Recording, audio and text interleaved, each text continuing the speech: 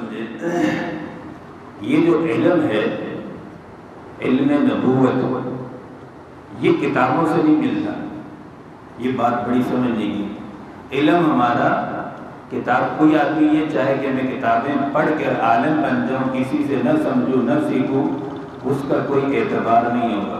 کیوں؟ دیکھیں، حضور صلی اللہ علیہ وسلم کو اللہ نے علم سکھایا، لے کر کون آتا تھا؟ جبرائیل علیہ السلام۔ یہ علم منتقل ہوا کیسے؟ سینہ بسینہ۔ پھر حضور صلی اللہ علیہ وسلم سے سیکھا کس نے؟ صحابہ نے۔ کیسے سیکھا؟ کتابوں سے یا سینہ بسینہ؟ کیسے منتقل ہوا؟ سینہ بسینہ منتقل ہوا۔ صحابہ اکرام خود کتابیں پڑھ کے عالم نہیں بنے، یہ علم منتقل ہوا، سینہ بسینہ منتقل۔ پھر اسی طرح صحابہ کے بعد تابعین نے سیکھا، صحابہ سے سینہ بسینہ سیکھا، تابعین سے تبع تابعین، چلتے چلتے یہ سلسلہ قیامت تک یوں ہی چلے گا۔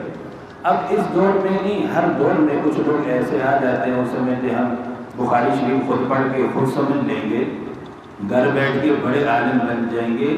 وہ عالم نہیں بنتے، جاہل بنتے ہیں اپنی محنت سے۔ پھر وہ بڑے بڑے صحابہ کی نعوذ باللہ گستاخی کرتے ہیں۔ تو یاد رکھو، یہ آپ نے بھی محاورہ سنا ہوگا کہ نیم حکیم خاتمہ جان، نیم حکیم خاتمہ جان۔ اس طرح نیم عالم خاتمہ ایمان، ایمان کا خطرہ ہے۔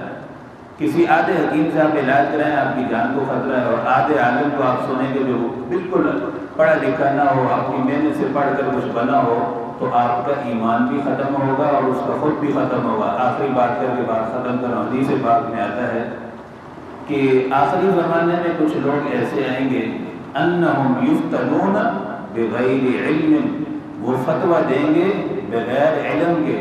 اس کا فائدہ کیا ہوگا؟ ضلوا فاضلوا، خود بھی گمراہ ہوں گے، لوگوں کو بھی گمراہ کریں گے۔ تو اس لیے سوشل میڈیا کا دور ہے، اگر آپ کسی کو سنیں بھی تو کوشش یہ کریں کہ وہ مستند عالم ہو، یا اگر عالم نہ بھی ہو تو اللہ والے علماء اس پر اعتماد بھی کرتے ہیں۔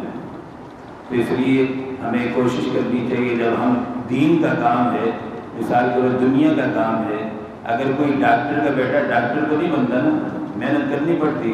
عالم کا بیٹا یہ نہیں ہے کہ گھر بیٹھے عالم بن جائے گا۔ جب ہم دنیا کے اندر یہ نہیں کرتے کہ بغیر پڑھے لکھے سے ہم جا کر پوچھیں کہ بھائی پیٹ کے درد کی کیا دوائی ہے، سب سے پہلے ہم کوشش کرتے ہیں کہ اچھا ڈاکٹر تلاش کریں۔